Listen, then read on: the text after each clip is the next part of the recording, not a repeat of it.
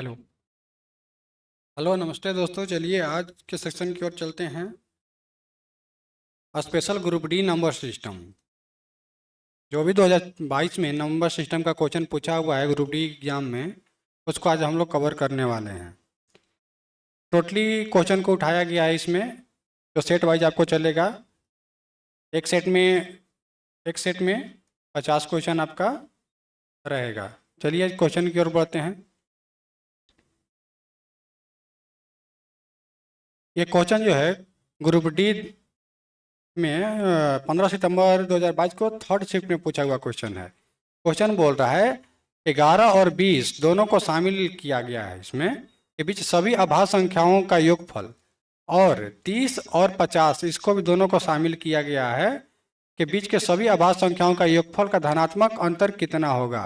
धनात्मक अंतर पूछ रहा है कितना होगा, तो पहले हम देख लेंगे 11 और 20 के बीच अभाज्य संख्या। 11 और 20 के बीच अभाज्य संख्या कौन कौन से आएंगे। अभाज्य संख्या किसे कहते हैं, आपको पहले से भी जानकारी होगा या फिर से हम आपको बताते हैं। वैसी संख्या जो स्वयं और एक से छोड़कर किसी अन्य संख्या से विभाजित ना हो, उसे अभाज्य संख्या कहते हैं। देख लेंगे 11 और 20 के बीच अभाज्य संख्या कितना आ जाएगा। 11 और 20 के बीच देखिए, 11 और 20 दोनों के बीच बोल रहा है, दोनों को शामिल भी किया गया है।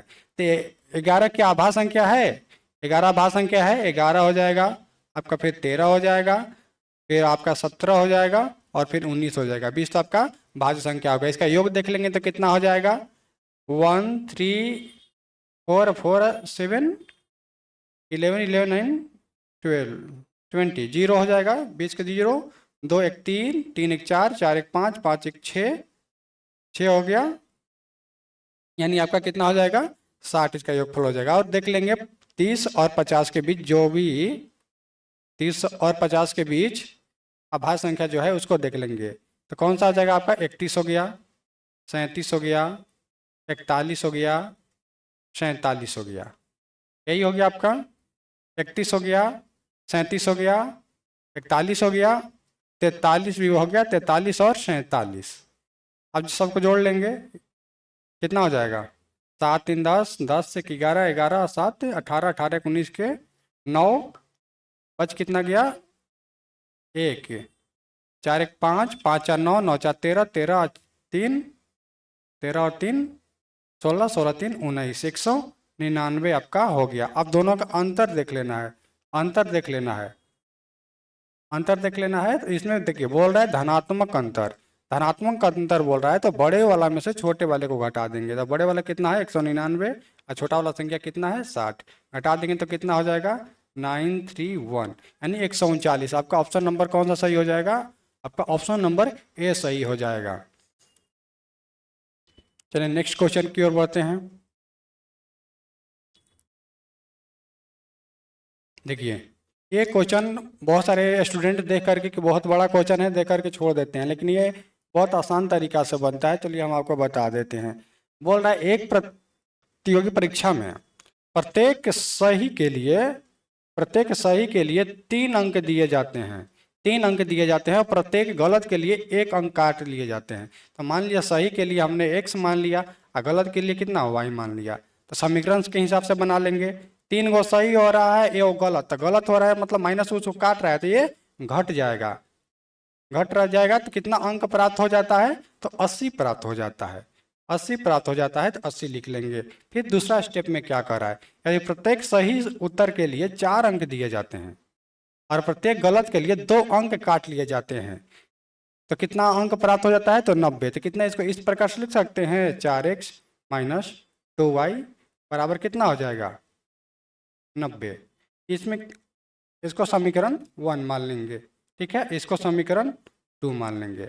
अब एक को हम लोग बराबर कर लेते हैं, x का मान निकालने के लिए एक को बराबर कर लेंगे। देखिए यहाँ 2 है, यहाँ 2 नहीं है, केवल एक ही है। इसमें अगर जो हम पहला समीकरण में 2 से गुना कर लेंगे तो कितना हो जाएगा, 6x minus 2y equal to कितना हो जाएगा 160 हो जाएगा। यहाँ क्या हो जाएगा 4x माइनस 2y बराबर कितना हो जाएगा 90 हो जाएगा। अब यहाँ से चिन्ह को बदल देंगे, क्योंकि कटाने के लिए दोनों माइनस में है, तो चिन्ह को बदल देंगे तो यहाँ माइनस हो जाएगा, ये क्या हो जाएगा प्लस हो जाएगा, ये क्या हो जाएगा माइनस हो जाएगा, माइनस हो जाएगा। तो यहाँ से ये घटा लेंगे तो कितना हो जाएगा, 2x आपका यहाँ पे हो जाएगा, ये क्या हो जाएगा, कट जाएगा। ये घटा लेंगे तो कितना हो जाएगा, 70 हो जाएगा। 2 से 70 कितने बार में कट जाएगा, तो 35 बार में कट जाएगा। यानी x का वैल्यू हमारा कितना आ गया, x का वैल्यू हमारा आ गया 35। तो y का वैल्यू हम निकाल लेंगे, y का वैल्यू कितना आ जाएगा, x का वैल्यू समीकरण 1 में पुट कर लेते हैं। तो क्या हो जाएगा, 3 गुने 135, 3 गुने 35 हो जाएगा, 3 गुने 35 और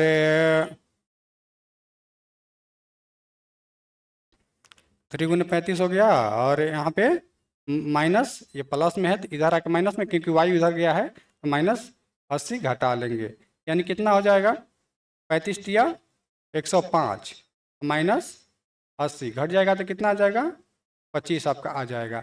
अब बोल रहा है कि प्रश्नों की सही प्रश्न उत्तर दिए, तो प्रश्नों की संख्या पूछ रहा है, प्रश्नों की आपकी संख्या पूछ रहा है, तो प्रश्नों की संख्या कितना हो जाएगा, यानी जो कि जितना गलत किया है जितना सही किया है वही प्रश्नों की संख्या आ गया, नहीं x प्लस वाई हो जाएगा। तो x का वैल्यू हमारा आ गया 35, y का वैल्यू कितना आ गया है 25।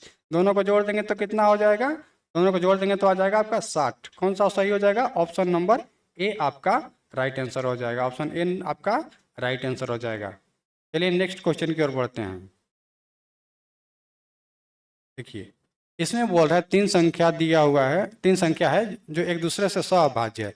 सहभाज्य का मतलब ये है कि उसका मसो जो होगा, HCF जो होगा, सहभाज्य संख्या का HCF 1 होता है। ये हमेशा आप याद रखें, वैसी संख्या जिसकी HCF 1 हो उसे सहअभाज्य संख्या कहते हैं। इसमें से देखिए दो संख्याओं, पहली दो संख्या जो है, मान लीजिए 3 को संख्या दिए हुए किया है, x y का गुणनफल कितना दिया है, 143 दिया है, 143 दिया है। तो इसको तोड़ लेंगे, इसको तोड़ लेंगे तो कितना हो जाएगा, 11 से कट जाएगा, 11 गुना 13 लिख सकते हैं। फिर अंतिम दो संख्याओं का गुणनफल जो है, अंतिम दो संख्याओं का गुणनफल 195 दिया है। मतलब वाई जेड जो है, वाई जेड जो दिया है वो कितना है, 195। 195 को कितना लिख सकते हैं, वाई तो यहाँ 13 शामिल है तो 13 यहाँ उठा लेंगे, अब कितना और बच जाएगा, 13 से कटा लेंगे, 13 एकम 13, 13 एकम 13 और 13 कटा लेंगे, 13 5 65, 15 हो गया। यानी हमारा x का वैल्यू कितना आ गया, 11 आ गया, y का वैल्यू कितना आ गया, 13 आ गया, और z का वैल्यू मेरा कितना आ गया, 15 आ गया, z का वैल्यू 15 आ गया। तब पूछ रहा है कि तीनों संख्याओं का योगफल क्या होगा। एक फल के लिए क्या करेंगे, तीनों को जोड़ देंगे, 5 और 3 8, 1 9 हो गया, 1 2 1 3 आपका 39 यानी 39। ऑप्शन नंबर सही हो जाएगा, option number C right answer हो जाएगा। चलिए नेक्स्ट क्वेश्चन की ओर बढ़ते हैं। देखिए इस प्रकार का जब भी स्क्वायर वाला क्वेश्चन आपको दे दे कि 891 का स्क्वायर और 892 के स्क्वायर के बीच जो है कितनी संख्याएं आएंगी, बहुत सारे लड़का इस प्रकार का देख करके क्या करेंगे कि इसका स्क्वायर निकालेंगे, फिर इसका स्क्वायर निकालेंगे, फिर इसमें से इसमें घटाएंगे, जितनी संख्या आएगा उतना फिर लिखेंगे। उतना आपको करने की आवश्यकता नहीं है। आपको एक आसान सा ट्रिक बताते हैं, आसान सा ट्रिक जो है बताते हैं। आसान सी ट्रिक क्या है, जो छोटी संख्या है, जो छोटी संख्या है इसमें केवल आप 2 से गुना कर लीजिए, 2 से क्या कर लीजिए, गुना कर लीजिए। 2 से गुना करेंगे, 2 एकम 2, 2 2 9 18, 8 दूना 16, 1 17, यानी 1782 आपका राइट आंसर हो जाएगा, यानी ऑप्शन नंबर बी सही हो जाएगा। चलिए नेक्स्ट क्वेश्चन की ओर बढ़ते हैं। देखिए हम आपको पहले ही बताएं कि सहभाज्य संख्या वैसी संख्या को कहते हैं जिसकी HCF 1 हो, जिसकी HCF कितना हो, 1 हो। देखिए आप यहाँ पे देख लें, ये दोनों क्या है, सम संख्या है। सम संख्या है तो इसका HCF हमेशा 2 आ ही जाएगा। HCF तो 2 आ ही जाएगा जब दोनों का लास्ट में सम डिजिट हो। तो ये तो क्वेश्चन से ऐसे ही खत्म हो गया, ये ऑप्शन होगा नहीं। अब यहाँ देख लेते हैं, अब ये देख लेते हैं, ये फिर इसको भी देख लेते हैं, पी को देख लेते हैं। ये क्या है, 81 है, ये कितना है, 16 है। 81 और 16 है। 81 को कितना लिख सकते हैं, 3 गुने 3 गुने 3 गुने 3 लिख सकते हैं।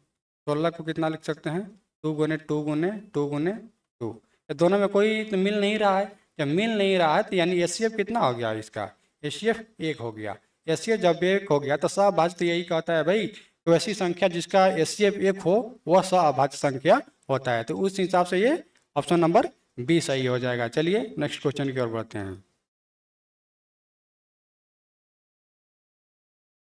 बोल रहे हैं 677 एनसीसी कैडेट एक परेड में भाग लेना चाहते हैं।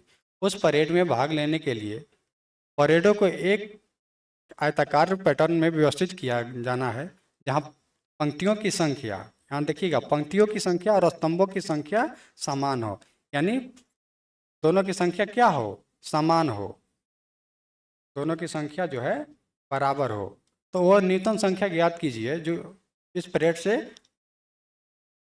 भाग लेना चाहते थे लेकिन उसे बाहर रहना पड़ा। जाहिर सी बात है कि कोई भी संख्या जब वो उस प्रकार का रखेगा तो स्क्वायर के फॉर्म में होगा, स्क्वायर के फॉर्म में होगा। तो स्क्वायर के फॉर्म 677 संख्या दिया है, तो इसके करीब वाला स्क्वायर हम देखेंगे, इसे छोटा वाला स्क्वायर, क्योंकि बाहर निकालने के बारे में बात कर रहा है, ना कि जोड़ने के बारे में बात कर रहा है, या बाहर निकालने के बारे में बात कर रहा है। तो 677 के करीब कितना आ जाता है स्क्वायर, 26 का स्क्वायर आपका आ जाएगा कितना, 676। 676 हो रहा है, कितना कम है, तो एक को निकाला जा रहा है। कितना को निकाला जा रहा है, एक 676 का स्क्वायर हो जा रहा है। 676 व्यक्ति जो है उसमें शामिल रहेंगे और एक को क्या कर रहा है, बाहर निकाल रहा है, यानी ऑप्शन नंबर आपका कौन सा सही हो जाएगा, ऑप्शन नंबर डी सही हो जाएगा। अब इसमें पूछ रहा है 11 और 30 के बीच अभाज्य संख्याओं का औसत कितना होगा। 11 और 30 के बीच अभाज्य संख्या, अब मैंने पहले ही बताया है कि अभाज्य संख्या वैसी संख्या कहते हैं जिसमें स्वयं और एक को छोड़ करके अन्य किसी से विभाजित ना हो या भाग ना लगे, उसे अभाज्य संख्या कहते हैं। तो देख लेंगे 11 और 30 के बीच जो है, 11 और 30 के बीच कितने अभाज्य संख्या आएंगे। इसमें देखिए ये नहीं बोला गया है कि 11 या 30 को दोनों को शामिल किया जाना है, इसमें इसके बारे में कोई चर्चा नहीं किया गया है। तो इसीलिए हम 11 और 30 के बीच वाले को देखेंगे, न को 11 को उठाएंगे। 11 को नहीं उठाना है, जब भी 11 को उठाना रहेगा वो क्वेश्चन में वहाँ पे लिख देगा, जिसमें पहले क्वेश्चन में लिखा हुआ था कि इसको भी शामिल किया गया है, लेकिन इसमें यह नहीं लिखा गया है इसको शामिल करना है। इसमें 11 को नहीं लेंगे, 11 से बड़ी को देखेंगे। 11 से बड़ी अभाज्य संख्या 13 हो गया, 17 हो गया, 19 हो गया, 23 हो गया और 29 हो गया। और कोई छूट नहीं न रहा है, 11 13 11 13 हो गया, 17 हो गया, 19 हो गया, 23 हो गया, 29 हो गया। कितनी संख्या हो गए, 5 संख्या हो गए। टोटली कितनी संख्या हो गए, 5 संख्या हो गए। औसत निकालने के लिए क्या करेंगे, औसत निकालने के लिए सभी संख्याओं का योग कर देंगे। सभी संख्याओं का योग, सभी संख्याओं का योग और बटा में जितनी संख्या रहेगी, जितनी संख्या रहेगी बटा में वो, आपने औसत भी पढ़ा होगा तो इसको इसको जानकारी आपको अच्छी तरह से होगा। अब जोड़ लेंगे, 9 और 3 12, 12 और 8 21, 21 और 7 28, 28 और 3 31 का एक हो जाएगा, 31 का एक हो जाएगा। बच गया 3, 3 और 2 5, 5 और 2 7, 7 1 8, 8 1 9, 9 1 10, यानी 101 बट्टा में कितना हो जाएगा, 5। कटा लेंगे, कटा लेंगे तो कितना हो जाएगा, 5 दूना 10, उनके जीरो बचेगा, 5 दूना 10, यानी 20.2। आपका ऑप्शन नंबर कौन सा सही हो जाएगा, ऑप्शन नंबर सी सही हो जाएगा। Right answer option number C हो जाएगा। चलिए नेक्स्ट क्वेश्चन की ओर बढ़ते हैं। देखिए फिर स अभाज्य संख्या, ग्रुप डी में भर भर के अब स अभाज्य संख्या के बारे में बात करता है और पूछता है कि स अभाज्य संख्या, उन्होंने बार बार आपको बताया है कि स अभाज्य संख्या वैसी संख्या को कहते हैं जिसका एचसीएफ हमेशा कितना आता हो, 1 आता हो। एचसीएफ क्या आता हो, 1। इसको देख लेंगे, देखिए इसमें 13 से ये भी विभाजित हो जाएगा, 13 गुना 5, इसको भी लिख सकते हैं कितना, 7 गुना 13, यानी 2 3 2 13 दोनों में शामिल है। तो इसका एचसीएफ कितना हो जाएगा, इसका एचसीएफ 13 हो जाएगा। तो ये नहीं होगा। देखिए इस प्रकार का क्वेश्चन हमेशा जो है ऑप्शन से ही बनेगा, क्योंकि इसमें कोई क्वेश्चन में कोई तो संख्या दिया हुआ है नहीं कि क्वेश्चन के हिसाब से बनेगा, तो आपको ऑप्शन से ही पकड़ के बनाना होगा। अब 133 को देखेंगे, 133 किससे कट जाएगा, 7 से कट जाएगा। कितना लिख सकते हैं, 7 गुना 7 का 7, 7 9 63, ठीक है, 19 बाद में कट, 19 से कट जाएगा। ये देख लेंगे, ये देख लेंगे, 9 से कट जाएगा भाई, 19 9 19वां 71 से हो जाता है। इसमें भी दोनों में 19 शामिल है, तो इसका एचसीएफ कितना हो जाएगा? 19 हो जाएगा, यानी ये भी सही नहीं है। अब इसको देख लेंगे। अब यहाँ देख लीजिए, यहाँ ऐसे भी देख करके आपको आभाज्य संख्या मालूम हो तो यहाँ से भी देख के ऐसे ही मार सकते हैं। कोई भी जब अभाज्य संख्या एक दे दे, जब भी कोई एक भी अभाज्य संख्या दे दे तो उसको बेधड़क मार सकते हैं आंसर। देखिए इसमें 97 क्या है? एक अभाज्य संख्या है। अब कोई भी अभाज्य संख्या के किसी भी संख्या के साथ और एचसीएफ निकाला जाए, एचसीएफ निकाला जाए तो वो हमेशा क्या आता है? एक ही आता है। हमेशा क्या आएगा? एक ही आएगा। यहाँ देखिए 97 भी अभाज्य संख्या है और 59 भी, 59 भी अभाज्य संख्या है। क्या है? अभाज्य संख्या दोनों है। तो कभी भी दोनों अभाज्य संख्याओं का एचसीएफ क्या आएगा? हमेशा हमेशा एक आएगा। अगर एक भी अभाज्य संख्या उसमें दिया हो, एक भी अभाज्य संख्या उसमें दिया हो दो, तो उससे भी आप निकाल सकते हैं। लेकिन बहुत सारा केस में ऐसा भी होता है कि मान के चलिए 2 दे दिया और फिर 8 दे दिया, तो इस हिसाब से इसमें नहीं हो पाएगा, क्योंकि ये 2 से विभाजित हो जाएगा, इसका एचसीएफ 2 हो जाएगा। तो बहुत सारे केस में ऐसा नहीं भी होता है, लेकिन जब दोनों अभाज्य संख्या दिया हुआ है ऑप्शन में, तो आपका राइट आंसर कौन सा हो जाएगा? राइट ऑप्शन ए हो जाएगा। क्या यहाँ भी देख लीजिए, एक किस किस से कटने वाला है? एक कितना से कट जाएगा? 17 तिया 51, 3 गुना 17 लिख सकते हैं, और 17 7 19, 7 गुना 17 लिख सकते हैं, यानी दोनों में 17 शामिल है। तो इसका एचसीएफ कितना हो जाएगा? इसका एचसीएफ भी 17 हो जाएगा। तो ऑप्शन नंबर कौन सही हो जाएगा? ऑप्शन नंबर ए सही हो जाएगा। चलिए नेक्स्ट क्वेश्चन की ओर बढ़ते हैं। अब इस क्वेश्चन में बोल रहा है कि 3 भिन्न अभाज्य संख्याओं का योगफल जो है 40 है। 3 भिन्न अभाज्य संख्या है जिसका योगफल 40 है, तो अभाज्य संख्याओं का गुणनफल कितना होगा? तो देखिए अभाज्य संख्या जाहिर सी मालूम है कि योग जब 40 आ रहा है, जब उसका योग 40 आ रहा है, तो वो संख्या क्या होगा? 40 से अभाज्य, जो अभाज्य संख्या होगा 40 से छोटा ही होगा। 40 से छोटा अभाज्य संख्या हम देख लेंगे। 40 से छोटा अभाज्य संख्या, 40 से छोटा अभाज्य संख्या हम देख लेंगे। 40 से छोटा अभाज्य संख्या कितना आ जाएगा? 2 3 5 7 11 13 17 19 23 29 31 और 37। ठीक है। अब देखिए हम ये जान रहे हैं कि दो संख्या जोड़ेंगे विषम संख्या को, एक सम ही, एक वैसा संख्या दो है जो केवल सम अभाज्य संख्या है, बाकी क्या है? विषम अभाज्य संख्या है। तो हमें ये देखना है कि जब 40 दे रहा है और दो विषम संख्याओं का योगफल क्या होता है हमेशा? तो विषम संख्याओं का योगफल जो होता है, योग जो होता है, हमेशा क्या होता है? सम होता है। हमेशा क्या होता है? सम होता है। तो पहला तो दो सम जोड़ लेंगे और इसमें 3 और फिर 2 जोड़ लेंगे। तो पहले तो 2 हम लिख लेंगे, क्योंकि इसमें अगर जो 3 वो विषम संख्या जोड़ेंगे तो उसका विषम आ जाएगा, लेकिन इसमें 2 रख लेंगे क्योंकि इसमें 3 संख्या का योग जोड़ रहा है और 40 ला रहा है, यानी और 2 संख्या को देखना है, क्योंकि उसका योग आना चाहिए जो 38 के बराबर आना चाहिए। 38 के बराबर आना चाहिए, तो 38 कौन में आएगा भाई? वो भी देख लेंगे। हाँ, एक 7 और 31 ले लेंगे तो ये दोनों का योग जो है 38 आ जाएगा। 7 और 31 को ले लेंगे तो ये दोनों का योग 38 और 2 कितना हो जाएगा? 40, यानी आपका संख्या कौन कौन सा हो गया? अभाज्य संख्या 2। अब इसका गुणनफल पूछ रहा है। क्या पूछ रहा है? आपका गुणनफल पूछ रहा है। गुणनफल के लिए क्या करेंगे? 2 गुने 7 गुने 31। अब इसको गुना करने में आपको टाइम ज़्यादा लग रहा है, तो आप यूनिट डिजिट से भी मार सकते हैं। यूनिट डिजिट से भी मार सकते हैं। देखिए 7 दूना 14, यानी यूनिट कितना आ गया? 4। 4 से 1 में करेंगे तो 4, यानी कौन सा ऑप्शन नंबर से हो जाएगा? ऑप्शन नंबर सी सही हो जाएगा। आप गुना करके भी देख सकते हैं, यूनिट डिजिट न लेकर के भी, तो आपका उतना ही आएगा, 434 ही आंसर आएगा। आप देख सकते हैं, आप गुना करके देख लीजिएगा।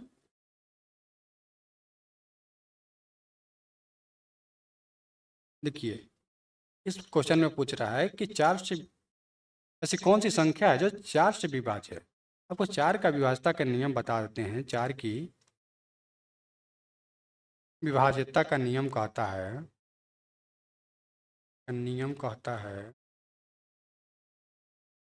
संख्या के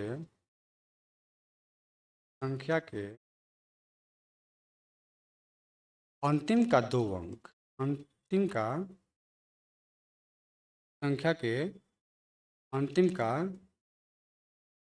2 अंक जो है,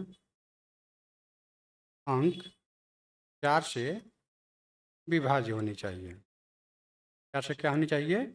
विभाज्य होनी चाहिए। ये आप लिख लीजिएगा, आपको बहुत काम आने वाला है आगे कैलकुलेशन करने में। अब अंतिम संख्या देख लेंगे। क्या 24 4 से विभाज्य है? हाँ भाई, 6 से कट तो कट जाएगा, 6 बार में 24। तो ये ऑप्शन नंबर ए सही हो जाएगा। इसको भी चेक कर लेते हैं। क्या ये 4 से विभाज्य है? 8 चौके 32, नहीं, 2 शेष बच जा रहा है। 54, इसमें भी 2 शेष बच जा रहा है। 42, इसमें भी 2 शेष बच जा रहा है। यानी ऑप्शन नंबर कौन सा सही हो जाएगा? ऑप्शन नंबर आपका ए सही हो जाएगा। चलिए नेक्स्ट क्वेश्चन करवाते हैं।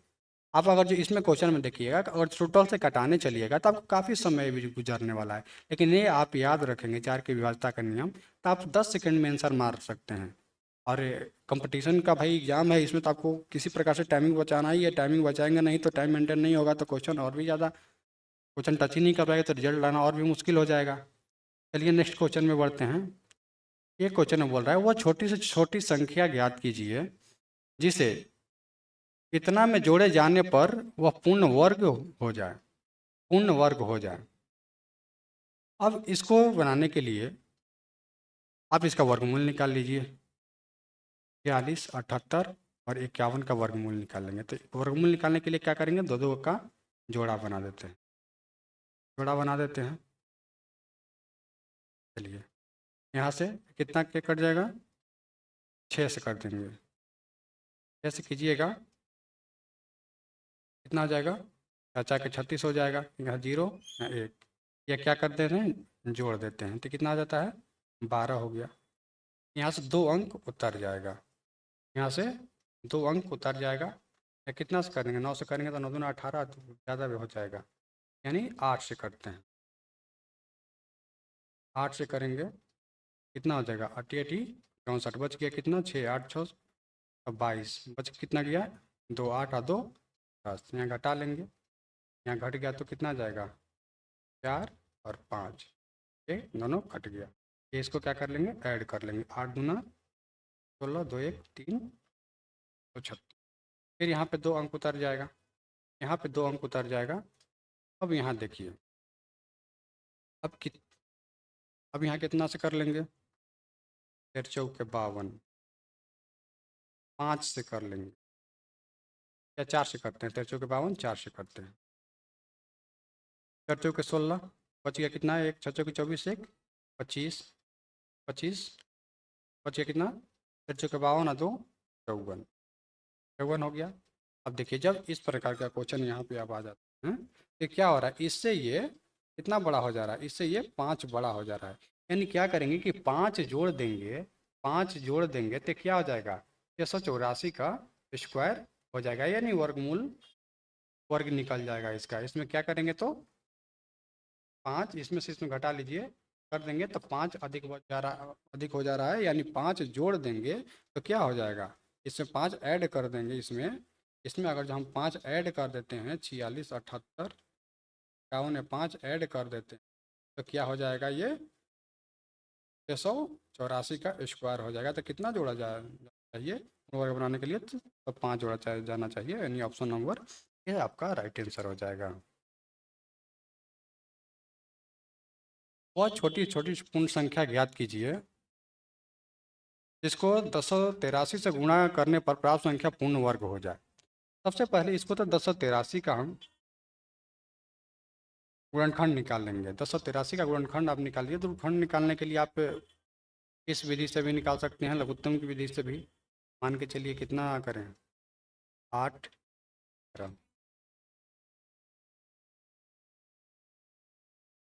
8 और 3 11, 11 के 12, यानी 3 से कर लीजिए। तितली के 9 हो जाएगा। 3 छक्का 18, 3 एकम 3, 361 कितना का वर्गमूल होता है? 19 का। 19 का वर्गमूल होता है। यानी इसको कितना लिखते हैं? 3 गुने 19 लिख सकते हैं। ठीक है। वर्गमूल निकालने के लिए दो दो का जोड़ा लगाते हैं। इसका तो 2 जोड़ा लग गया, लेकिन 3 तो एक ही है। इसको जोड़ा लगाने के लिए क्या करेंगे? 3 से और गुणा करना होगा। तो यही पूछ रहा है कि कितने से गुना करना होगा कि वो पूर्ण वर्ग प्राप्त हो जाए। तो कितने से गुना करना होगा? तो 3 से गुना करना होगा। तो इसका वर्गमूल जो करेंगे कितना हो जाएगा? 3 गुने 19, यानी 57 का जो है स्क्वायर प्राप्त हो जाएगा 3 से गुना करने के बाद। समझ में आया? चलिए नेक्स्ट क्वेश्चन की ओर बढ़ते हैं।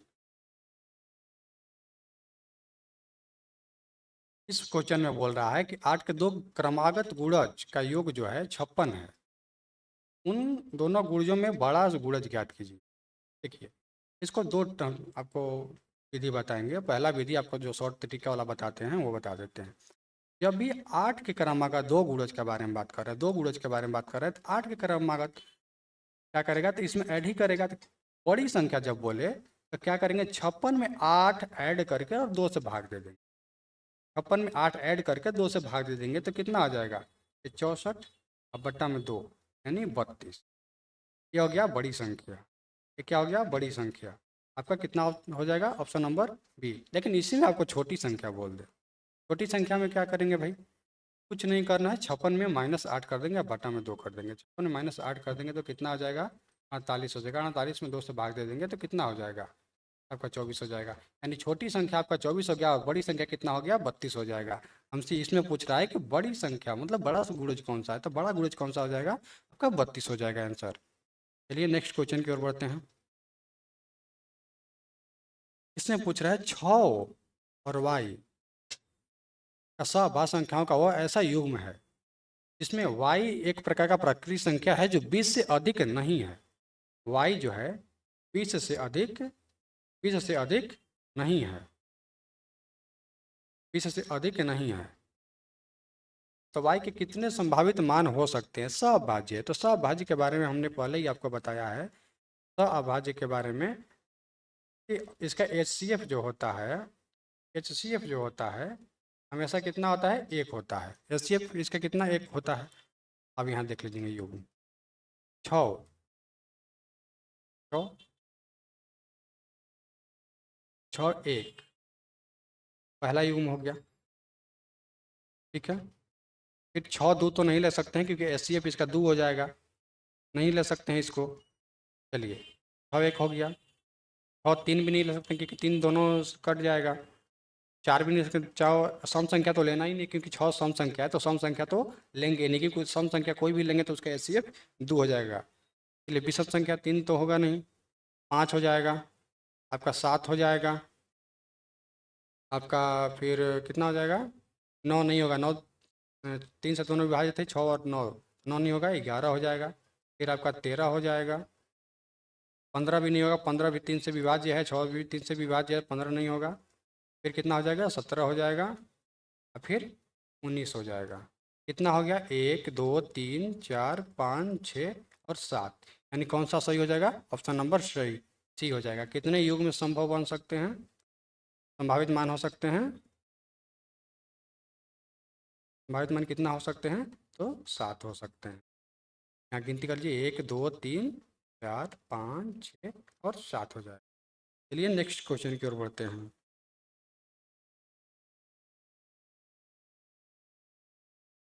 इसमें बोल रहा है कि दो अंकों की एक संख्या है जिसके अंकों का योग जो है 7 गुने के बराबर है।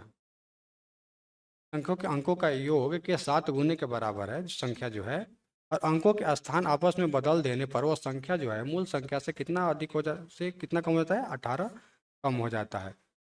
18 कम हो जाता है। तो संख्या का गुणनफल ज्ञात करना है। संख्या का क्या ज्ञात करना है, गुणनफल। देखिए, इसमें दो प्रकार से आप बना सकते हैं। पहला आपको हम बेसिक मेथड बता देते हैं, उसके बाद इसको शॉर्ट मेथड भी बता देंगे। और है दो संख्याओं का योग जो है, मान लीजिए एक संख्या टोटल कितना हो गया, 10x प्लस वाई। ये क्या हो गया, मान लीजिए आप संख्या मान लिए।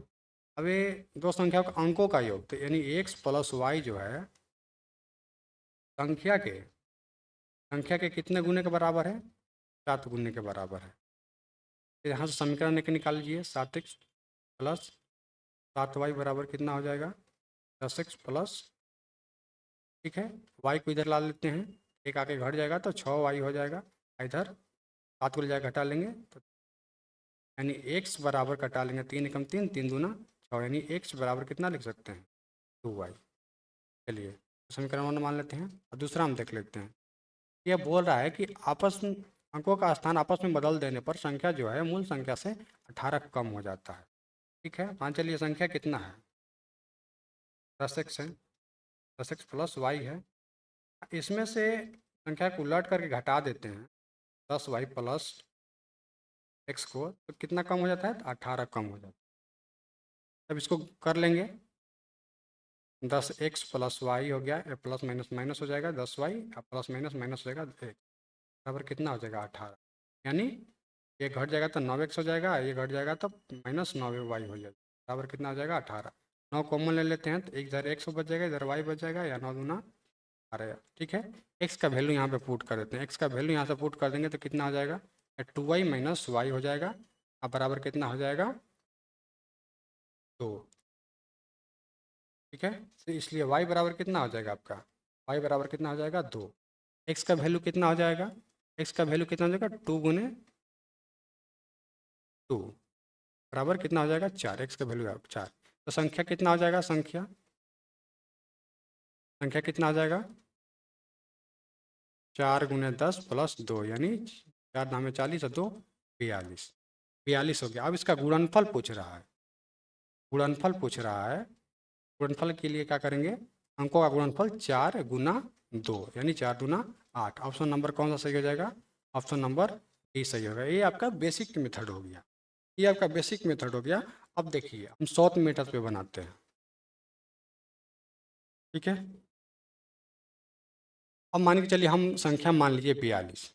ठीक है, अब बोल रहा है कि अंकों का योग, अंकों का योग यानी 4 प्लस 2 जो है कितना हो जाएगा? 6। उसके गुणनफल का 7 गुने के बराबर है। तो देखिए क्या 7 गुने के बराबर है 42? 6 7 है 42, तो 7 गुने के बराबर हो गया भाई। अब ये देखिए, अब इसको अंक पलट देते हैं। 42 माइनस, अंक पलट देंगे तो पहले 2 हो जाएगा, बाद में 4 हो जाएगा। क्या अंतर 18 आ रहा है? हटाने पर 18 भी आ जा रहा है, यानी संख्या हमारा कौन सा हो गया? संख्या हो गया 42। अब इसका गुणनफल पूछ रहा है, यानी गुणनफल, अंकों का गुणनफल 4 गुना 2, 4 गुना 8। ये आपका हो गया 100 मीटर। ऑप्शन नंबर डी सही हो जाएगा। चलिए नेक्स्ट क्वेश्चन की ओर बढ़ते हैं। ये क्वेश्चन बोला निम्न से कौन सी संख्या 18 से पूर्णतः विभाज्य है? 18 से पूर्णतः विभाज्य है। 18 से पूर्णतः विभाज्य होने का मतलब है 18 कितना लिख सकते हैं? 2 गुना 3 गुना 3 लिख सकते हैं, या फिर 2 गुना 9 लिख सकते हैं। ठीक है, अब ये देख लेंगे कि 2 का विभाज्यता का नियम कहता है, 2 की विभाज्यता का नियम बोलता है, विभाज्यता का नियम कहता है संख्या का अंतिम अंक, संख्या का अंतिम अंक सम संख्या या 0 हो, वो क्या हो जाएगा? 2 से विभाजित हो जाएगा। और 9 की विभाज्यता या 3 की विभाज्यता का नियम कहता है संख्या के अंकों का योग, संख्या के अंकों का योग, संख्या के अंकों का योग जो है 9 से विभाज्य होनी चाहिए। 3 के विभाज्यता का नियम देखेंगे तो वो बोलता है कि अंकों का योग जो है 3 से विभाजित होनी चाहिए। ठीक है, अब यहाँ हम मान के लिए डायरेक्ट हम 9 से ही देखेंगे, 9 से ही देखेंगे। अब ये तो कंफर्म हो गया है, ये भी सम संख्या अंतिम में, ये भी अंतिम में सम संख्या है, ये भी अंतिम में सम संख्या है, ये भी अंतिम में सम संख्या है, 2 से विभाजित होगा। अब देख लेंगे कि 9 से कौन कौन विभाजित है, इसको अंक को जोड़ देंगे। 7 और 9 कितना हो जाएगा हमारा? 7 और 9 16, 16 2 18 हो जाएगा, 18 और 4 22 हो जाएगा, 22 और 6 कितना हो जाएगा? 28 हो जाएगा, 28 और 2 कितना हो जाएगा? 30 हो जाएगा। क्या 30 9 से विभाज्य है? 30 तो 9 से विभाज्य नहीं है भाई, तो ये ऑप्शन आपका रॉन्ग हो गया। चलिए नेक्स्ट देखते हैं। 8 4 12, 12 2 14, 14 1 15, 15 4 कितना हो जाएगा? 19। 19 क्या 9 से विभाजित है? नहीं है भाई, ये इसको भी काट देते हैं, अभी ऑप्शन नहीं होगा। 2 और 3 5, 5 और 9 14, 14 7 21, 21 और 6 कितना हो जाएगा? 27। 27 क्या 27 9 से विभाज्य है? हाँ भाई, 9 से 3 बार में ये कट जाएगा।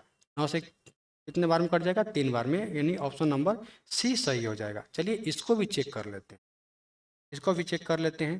3 एक 4, 4 7 4 11 हो जाएगा, 11 4 15 हो जाएगा, 15 6 21 हो जाएगा, 21 और 8 कितना हो जाएगा?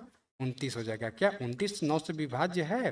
9 से विभाज्य है नहीं, इसमें 2 शेष बच जाएगा, इसमें 2 शेष बच जाएगा, यानी ये विभाज्य नहीं है, मतलब ये भी ऑप्शन गलत है। आपका राइट आंसर कौन सा हो जाएगा? Option number C. अगर जो आप याद ये रखेंगे तो आप ये बहुत जल्द कर लेंगे, 20 सेकंड में करके आंसर मार सकते हैं। लेकिन जब ये आपको याद नहीं रहेगा, 9 से सबसे 18 से विभाजित कीजिएगा कौन कट रहा है, उसमें आपका काफ़ी समय लग जाने वाला है। तो ये चीज़ आप जो है, ये चीज़ आप याद कर लीजिएगा। कम से कम आपका विभाज्यता का नियम देखिए, विभाज्यता का नियम 2 4 और 8 का तो लगभग सेम ही होता है। 2 का होता है कि अंतिम अंक, अंतिम का एक अंक 2 से विभाज्य होना चाहिए। 4 का विभाज्यता का नियम होता है अंतिम का 2 अंक विभाज्य होनी चाहिए 4 से। और 8 का विभाज्यता का नियम बोलता है कि संख्या का अंतिम का 3 अंक जो है 8 से विभाज्य होनी चाहिए। ठीक है। और आपको 3 की विभाज्यता का नियम कहता है कि संख्या के अंकों का योग 3 से विभाज्य होनी चाहिए। 9 की विभाज्यता का नियम बोलता है, 9 की विभाज्यता का नियम बोलता है कि संख्या के अंकों का योग 9 से विभाज्य होनी चाहिए। ये सबसे ज़्यादा एक और इम्पोर्टेंट है आपका 11 का विभाज्यता का नियम। 11 का विभाज्यता का नियम बोलता है कि संख्या के विषम स्थानों का योग तथा सम स्थानों का अंकों का योग जो है, सम स्थानों का अंकों का योग का अंतर जो है 0 या 11 का बराबर होनी चाहिए। ये चारों पांचों आपको ख्याल है तो क्वेश्चन बनाने में आपको बहुत ही मजा आएगा और बहुत ही कम समय में बन जाएगा। चलिए नेक्स्ट क्वेश्चन की ओर बढ़ते हैं। बोला एक स्कूल टूर के दौरान 15 विद्यार्थी के समूह में से एक को ग्रुप लीडर चुना जाता है। 15 में से एक को चुना जाता है। ठीक है। यदि ऐसे कुल 11 समूह हैं तो कितने विद्यार्थी? भाई एक समूह में 15 तो 11 समूह में कितना गुना कर देंगे, यानी 165। ऑप्शन नंबर कौन सही हो जाएगा? ऑप्शन नंबर ए सही हो जाएगा। देख सकते हैं एक समूह में 15 तो 11 समूह में, 11 समूह में कितना हो जाएगा? 15 गुने 11 तो 65 आपका आंसर आ जाएगा। चलिए नेक्स्ट क्वेश्चन बढ़ते हैं।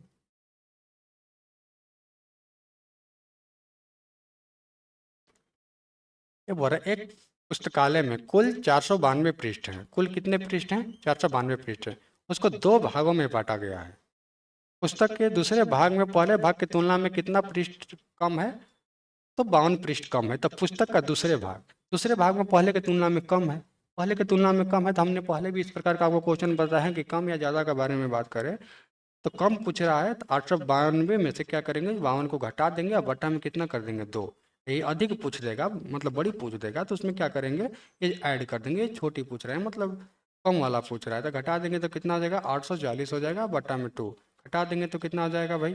420 आपका आंसर हो जाएगा। 420 आपका आंसर हो जाएगा। ऑप्शन नंबर सी सही हो जाएगा। चलिए नेक्स्ट क्वेश्चन की ओर बढ़ते हैं।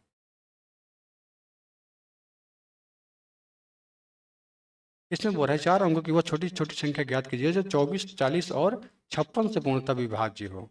56 से पूर्णतः विभाज्य हो। तो सबसे पहले हम ये आपको देख लेते हैं कि 24 हो, 40 और 56 ये तीनों से विभाज्य होनी चाहिए। ठीक। 56 कितना हो जाता है? 8 गुना 7 लिख सकते हैं। इसको कितना लिख सकते हैं? 5 गुना 8 लिख सकते हैं। इसको कितना लिख सकते हैं? 8 गुना 3 लिख सकते हैं। अब आपको ऑप्शन देख करके मारना है, ऑप्शन देख करके मारना है। एक चीज़ ध्यान दीजिएगा, सबसे पहले ये देखेंगे यहाँ लास्ट में एक 0 है तो वो संख्या में अंतिम अंक 0 होना चाहिए। 0 तो इसमें भी है, 0 इसमें भी है, इसमें भी है। ठीक है। अब यहाँ पे हम देख लेंगे कि अंतिम का 3 अंक 8 से विभाजित होता है कि नहीं। अंतिम का 3 अंक 8 से विभाजित होता है कि नहीं। यहाँ पे देखेंगे 3 अंक हो रहा है 8 से विभाजित। ये कितना हो जाएगा? 64 40। ये तो कट जाएगा, ये कट जाएगा, ये कट जाएगा। 16 16 ये नहीं, 8 से विभाजित नहीं होगा। 170 जो है 8 से विभाजित हो जाएगा? नहीं होगा। तो ये हो जाएगा एक 260। 260 जो है 8 से विभाजित हो जाएगा? नहीं हो पाएगा। यानी 2 ऑप्शन तो यहाँ से हम काट लिए, ये नहीं होगा। तो ये 80 कट जाएगा 10 पर में। अब हमें यह देखना है कि अब 7 से विभाजित करके देखना है या 3 का विभाज्यता का नियम देख लेते हैं। तो 3 का विभाज्यता का नियम क्या कहता है? संख्या का अंकों का योग जो है 3 से विभाजित होनी है। तो संख्या का अंकों का योग कितना हो जाएगा? 1 0 1 1 8 1 9 0। यानी 9, 9 तो भाई 3 से विभाजित है, ये है। यहाँ भी देख लेंगे 8, 5, 1 और 6, 7 हो जाएगा, 7 और 8 कितना हो जाएगा 15। ये भी 3 से विभाजित है, ये भी है 3 से विभाजित। तो अब बच कौन गया भाई, 7 बच गया। तो 7 से भी देख लेंगे, 7 से भी देख लेंगे, 7 से देख लेंगे तो ये कट जाएगा, 7 एकम 7, अब बच गया 3, 3 बच गया 8, क्या 38 कट जाएगा 7 से, 7 से 38 कटेगा तो नहीं कटेगा, ये भी खत्म हो गया। ये देख लेते हैं, 7 दूना 14, 2 28 बच गया, यानी ऑप्शन नंबर बी आपका राइट आंसर हो जाएगा। Option number B right answer हो जाएगा। चलिए नेक्स्ट क्वेश्चन की ओर बढ़ते हैं। या फिर इसका जो बेसिक मेथड से आप बनाना चाहते हैं, बेसिक मेथड से बनाना चाहते हैं तो क्या करेंगे, 24, 40 और 56 का एलसीएम निकाल सकते हैं। 40, 56 का एलसीएम निकाल लीजिए। एलसीएम निकालिएगा तो आपका निकाल के देख सकते हैं आप कितना हो जाएगा। यहाँ से भी कॉमन ले लीजिए, जो कॉमन है तीनों में, वो 8 हो जाएगा। 8 गुना कितना हो जाएगा, 3 हो जाएगा, 3 गुना 5 हो जाएगा, 5 गुना 7 हो जाएगा। गुना कर लीजिए, 8 के 24, 8 में चलिए 120, गुना 7 कर लीजिए, 8 84 हो जाएगा, 840 हो जा रहा है। इसका एलसीएम 840 हो जा रहा है। अब 4 अंक का पूछ रहा है, तो 3 ही अंक का होगा तो 2 से गुना कर लेंगे, 2 से गुना कर लेंगे तो कितना 0, 4 दूना 8, 8 दूना 16। इस प्रकार से आप निकाल सकते हैं। 4 अंक की छोटी संख्या पूछ रहा है, यही बड़ी संख्या पूछ देता तो फिर जो संख्या दिया रहता है उसमें विभाजित करके हम निकाल सकते थे। चलिए नेक्स्ट क्वेश्चन कर बढ़ते हैं। इस क्वेश्चन में बोल रहा है, निम्नलिखित में से कौन सी संख्या जो है 33 से पूर्णतः विभाज्य है। 33 से पूर्णतः विभाज्य है। 33 को हम कितना लिख सकते हैं भाई, कितना का गुणज है, 3 गुने 11 का गुणज है। देखिए हमने अभी तुरंत थोड़ा सा पहले बताया कि 11 के विभाजिता का नियम, 11 के विभाजिता का नियम जो कहता है, संख्या के ये स्थान लिख देते हैं, एक स्थान पे आया, 2 स्थान पे आया, 3 स्थान पे आया, 4 स्थान पे आया, 5 स्थान पे आया। 5 को संख्या है, 1 2 3 4 5 स्थान पे आया। तो बोलता है कि संख्या के विषम स्थानों का योग तथा सम स्थानों का अंकों का योग जो है 0 या 11 के बराबर होनी चाहिए, 0 या 11 का बराबर होनी चाहिए। ठीक है, तो विषम स्थान पे कौन कौन सी है, 2 हो गया, 0 हो गया, 0, योग करेंगे तो 2 और 0 का योग कितना हो जाएगा आपका 2 हो जाएगा। ठीक है, 8 सम स्थान का अंकों का योग देखेंगे तो 8 और 5 कितना हो जाएगा 13, 13 हो गया। अब दोनों का अंतर देख लेंगे, दोनों का अंतर कितना का है 11, क्या 11 से विभाजित है 11 के विभाजन के नियम के अनुसार।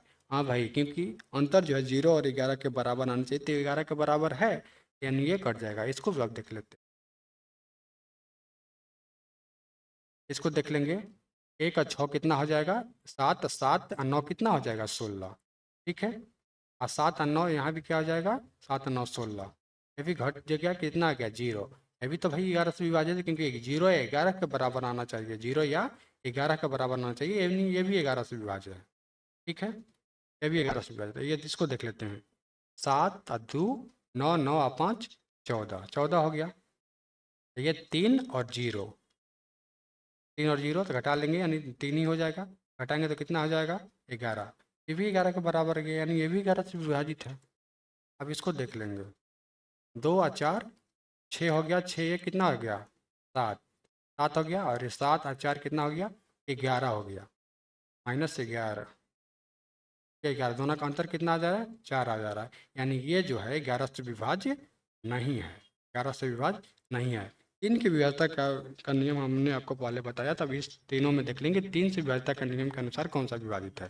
ठीक है, 3 के विभाज्यता का नियम क्या कहता है, संख्या का अंकों का योग जो है 3 से विभाज्य होनी चाहिए। 2 और 5 कितना हो जाएगा 7, 8 और 7 15, 15 हो जाएगा, तो 15 3 से विभाजित है, हाँ, 5 से कट जाएगा 15, यानी ऑप्शन नंबर ए को सही मार लीजिएगा, ऑप्शन नंबर ए सही हो जाएगा। अब इधर भी देख लेते हैं, 1 और 9 10 हो गया, 10 और 6 16 हो गया, 7 कितना हो गया 23, 23 और 9 कितना हो जाएगा 32। क्या 32 3 से विभाज्य है, 32 3 से विभाज्य है तो नहीं, इसमें 2 शेष बच जाएगा, ये विभाज्य नहीं है, ये विभाज्य नहीं है, ये भी ऑप्शन कौन सा क्या आ जाएगा रॉन्ग हो जाएगा। अब इसको देखते हैं, 7 3 10, 10 और 2 12,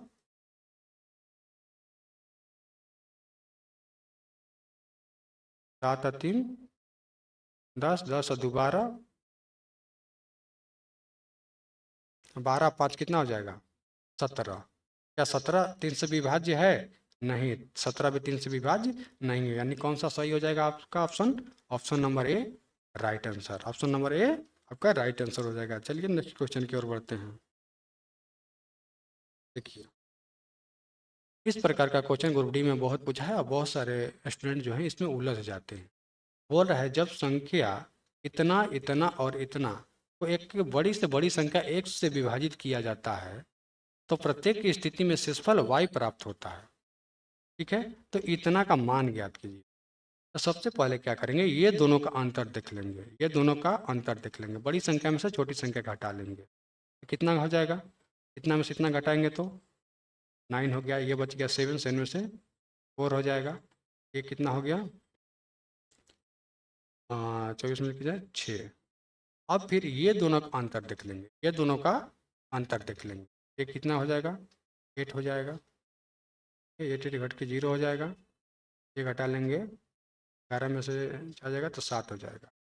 ये 7 हो जाएगा। अब ये दोनों का अंतर देख लेंगे। ये दोनों का अंतर देख लेंगे। ये क्या हो जाएगा? 9, इसमें से बड़ी संख्या में छोटी संख्या घटाएंगे तो 9 हो जाएगा। ये आपका हो गया 5, 9 हो गया तो घट जाएगा तो 5। ये जो ये घट गया, ये जो आपका निकल गया, ये आपका x का वैल्यू निकल जाता है। ये जो है आपका x का वैल्यू निकल जाता है। नहीं, x आपका कितना हो गया? 59। 59 हो गया। तब इसका y का वैल्यू मतलब शेष निकालने के लिए क्या करेंगे कि 59 से इसको विभाजित कर देंगे, छोटी संख्या को या कोई भी संख्या को। प्रत्येक स्थिति में शेषफल तो सेम ही आने वाला है, 1833 कर लेंगे। तो विभाजित करेंगे तो कितना हो जाएगा भाई?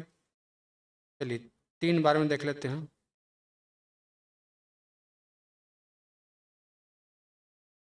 हाँ, 9 × 27, 15 2 17 घटा लेंगे तो कितना हो जाएगा? 6 घट गया 63। एक बार में सर घट जाएगा, यानी कितना हो जाएगा? 13 में से तो 4, यानी शेष कितना बच जाएगा? 4। यानी y का वैल्यू जो हो गया, y का वैल्यू कितना आ गया? 4। अब पूछ रहा है आपका कि 3x - 14y, तो 3x तो 3 गुना कितना हो जाएगा?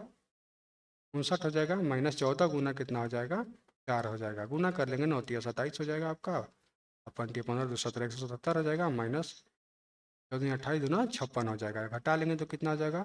1 हो गया, 2 हो गया, 1 हो गया, यानी 121 आपका हो जाएगा। ऑप्शन नंबर बी सही हो जाएगा। अब कितना आ जाएगा आपका? 121। आपका कौन सा सही हो जाएगा? ऑप्शन नंबर बी सही हो जाएगा। और जिस प्रकार से आप क्वेश्चन को नहीं सोल्व कर पाते हैं और देखते हैं कि एक्स और वाई का वैल्यू निकालने के लिए, तो एक्स का वैल्यू निकालते निकालते आपको सुबह से शाम हो जाना है, लेकिन एक्स का वैल्यू आपको निकालने में बहुत ज़्यादा परेशानी होने वाला है। फिर नेक्स्ट क्वेश्चन की ओर बढ़ते हैं।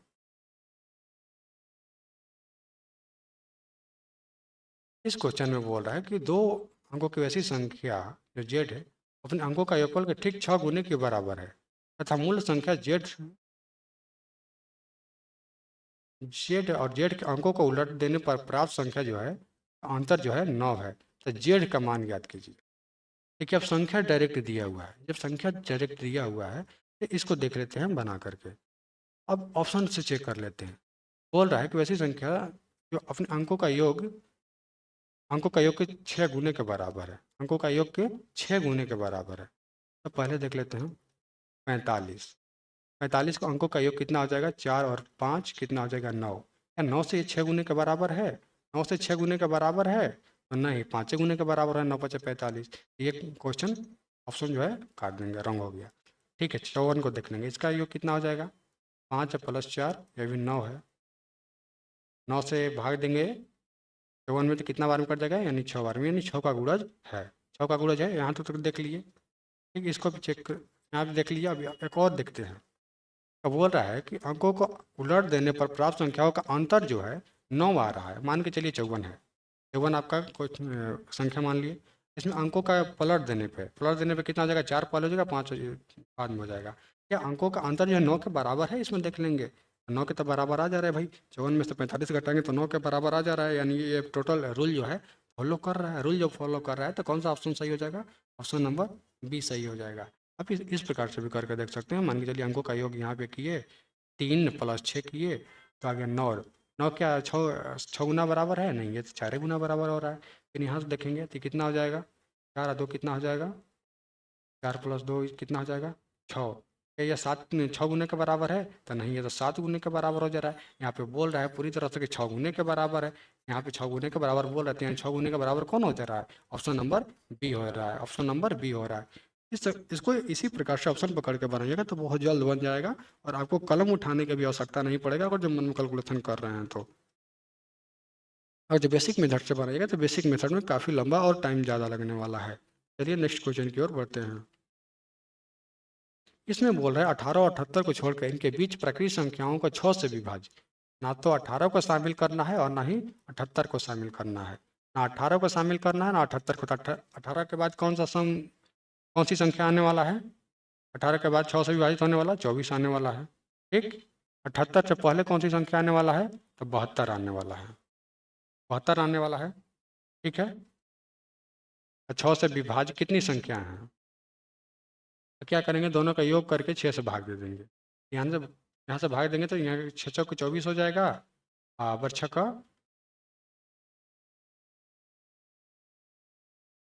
के बीच बोल रहा है तो यहाँ माइनस कर देंगे। या फिर इस प्रकार से बना सकते हैं, इसको देख लेंगे। पहले बेसिक मेथड आपको बता देते हैं, उसको भी बता देंगे। देखिए, छोटी संख्या कौन हो गया?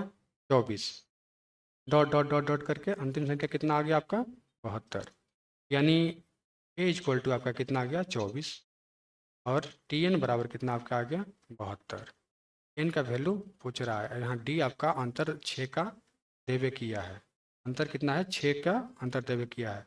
टी एन बराबर होता है, टी एन बराबर फॉर्मूला होता है ए प्लस एन माइनस 1 डी। ठीक है। टी एन का वैल्यू आपका कितना हो गया? 72 हो गया। ये कितना हो गया? 24 दिया हुआ है। एन का वैल्यू हमको निकालना है। डी कितना दिया? 6 दिया हुआ है। ठीक, 6 दिया हुआ है। यहाँ घटा लेंगे तो कितना आ जाएगा?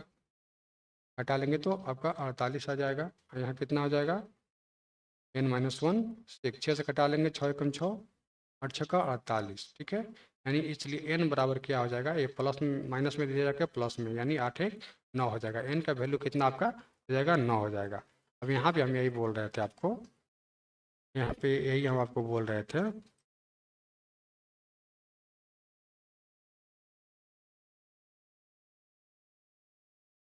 यहाँ पे यही बोल रहे थे कि मान चलिए अगला संख्या जो है, अगला संख्या 24 है।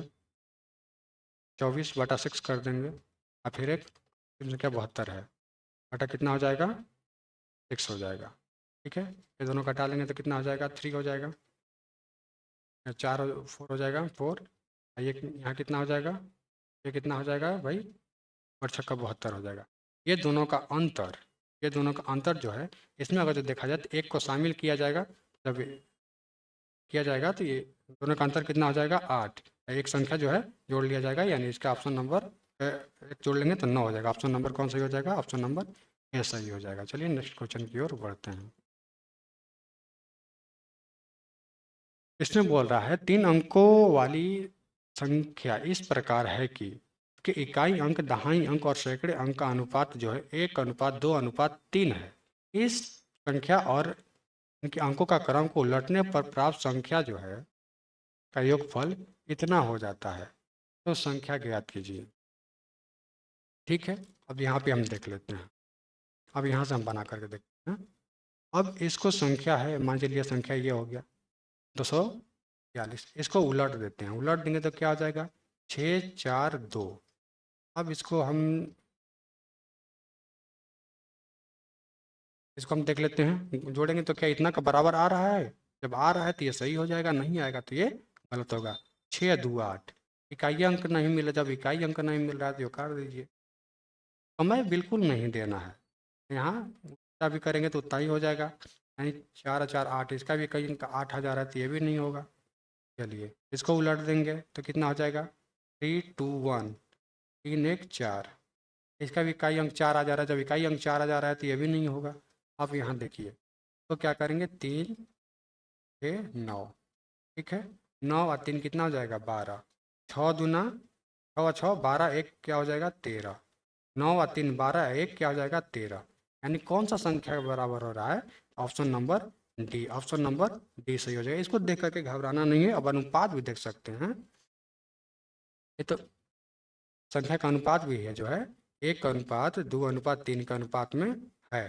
देखिए अब ये इकाई अंक हो गया, तो इकाई अंक 1 हुआ, दहाई अंक 6 हो गया, ये हो गया। सैकड़ा जो हो गया 3 हो गया, सैकड़ा कितना हो गया 3 हो गया, तो सैकड़ा भी 3 है। तो यही ना बोल रहा है कि इकाई अंक, दहाई अंक और सैकड़ा, तो उस हिसाब से सैकड़ा आपका ये ना हुआ, तो सैकड़ा यहाँ पे तो हमारा 9 आ रहा है, तो उस हिसाब से 9 अनुपात सैकड़ा हो गया। तो इकाई पहले हम लेंगे, तो इकाई लेंगे तो 3 6 9 हो जाएगा, 1:2:3 हो जाएगा इस हिसाब से।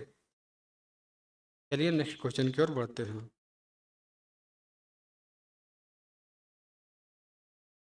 इसमें बोल रहा है कि अवरोही क्रम में 4 आभास संख्या ली गई है। इसमें पहली 3 संख्याओं का गुणनफल जो है 1771 है, अंतिम 2 संख्याओं का गुणन दो अंतिम 2 आभास संख्याओं का योग जो है 82 है। तो अंतिम 2 संख्या का गुणनफल कितना होगा? ठीक है, पहले 1771 का हम गुणनखंड निकाल लेंगे। 1771 का गुणनखंड निकालने के लिए देख लेंगे क्या 3 से विभाजित है, 7 दूनी 14 नहीं है। ठीक है, अब कितना से विभाजित है ये? 11 से करके देख लेते हैं। 11 का विभाज्यता का नियम फॉलो करता है, 7 1 8 और 7 1 8 घट के 0। हाँ, 11 का विभाज्यता का नियम तो फॉलो करता है, यानी 11 से कटता होगा। 11 से कटेगा, 11 से कटेगा तो कितने बार में कटेगा भाई? 11 एकम 11।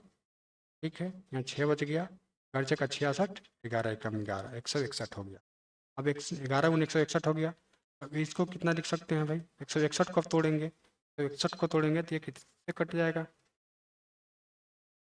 61 से कटेंगे तो ये क्या 7 से कट जाएगा? हाँ, 7 से भी कट जाएगा। 7 दूना 14, 70 21। ठीक है, अब इसको अवरोही क्रम में लिख लेंगे। अवरोही क्रम में तो 7 × 11 × 23। ठीक, अब बोल रहा है कि अंतिम 2 संख्या है, 4 गो संख्या है, एक्स वाई जेड और ए मान लीजिए। ठीक है, एक्स ये हो गया, वाई ये हो गया, जेड ये हो गया। ठीक है, अब ए हमको दिखना है, ए अभी पता नहीं है, लेकिन पता है कि 23 प्लस ए का वैल्यू जो है कितना का बराबर है? 82 के वैल्यू है। तो इसलिए ए का वैल्यू हम निकाल सकते हैं, यहाँ से घटा लेंगे, 82 माइनस 23 घटा लेंगे तो कितना हो जाएगा?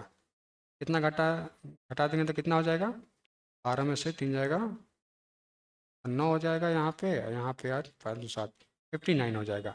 वो संख्या कौन से कितना हो जाएगा? 59 होगा। तो आप पूछ रहा है ये कि अंतिम 2 संख्याओं का मतलब, अंतिम 2 संख्याओं का मतलब कि जेड गुना ए का वैल्यू पूछ रहा है। तो जेड का वैल्यू हमारा 23 है और एक्स का वैल्यू 59 है, ए का वैल्यू 59 है। अब दोनों का गुणा करेंगे, गुणा कर लेंगे यहाँ पे तो कितना हो जाएगा? 59 × 23 कर लीजिए, 9 3 27 की 7 हो जाएगा, हासिल तो 15 2 17 हो जाएगा, 7 9 दूनी 18 हो जाएगा, 5 दूना 10 और 1 11 हो जाएगा। जोड़ देंगे तो 7 हो जाएगा, 7 हो जाएगा, 8 7 15 की 5 हो जाएगा, 2 1 3 हो जाएगा और 1 यानी 1357। 1357 ऑप्शन नंबर कौन सही हो जाएगा? ऑप्शन नंबर आपका राइट आंसर हो जाएगा। ऑप्शन नंबर ए आपका राइट हो जाएगा, राइट आंसर हो जाएगा। ये चीज़ आप ध्यान रखिएगा कि जब भी इस प्रकार का क्वेश्चन करें तो इसका जो भी संख्या रहेगा, इसमें पहले 3 संख्या था, 3 संख्या ही के गुणनफल होगा, इसमें ज़्यादा संख्या का गुणनफल नहीं होगा। तो ये भी पूरी तरह से ये भी कंफर्म कर दे रहा है कि तीनों जो संख्या होगा वो भी क्या होगा? अभाज्य संख्या होगा। आपका क्या होगा? अभाज्य संख्या होगा। चलिए नेक्स्ट क्वेश्चन की ओर बढ़ते हैं।